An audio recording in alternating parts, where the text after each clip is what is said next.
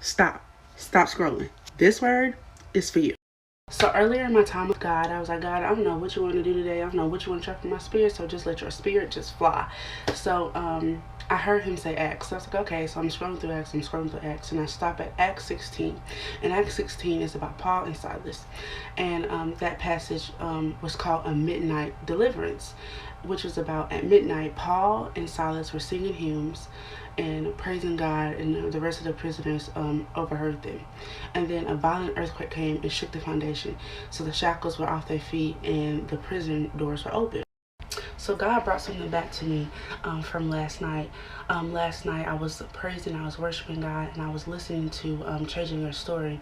And I overheard God say Pharaoh, and at the time I didn't know what he was talking about. I was so deep. And I was like, huh, what? Like, what does that mean?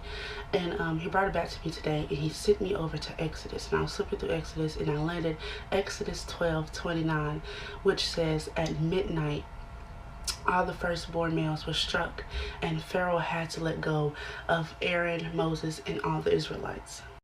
And God is saying before you today, God said, I'm shaking the foundations for you. God said, at midnight, I'm delivering you. God said, at midnight, I'm restoring you. God said, at midnight, your house will be blessed. God said, at midnight, that prodigal is coming home. God said, at midnight, those generational curses are broken. God said, at midnight, the abundance is yours. The keys is yours. God said, the house is yours. That wealth is yours. God said, at midnight, I am opening doors for you. At midnight, I am returning everything that the enemy has taken from you. God said, at midnight, I am blessing your house. At midnight, abundance are finna overflow and overtake you. God said, at midnight, you will reap. At midnight, the harvest you're about to see. God said, at midnight, I am restoring you. God said, I am changing your story at midnight. Will you perceive it? I am changing your story, God.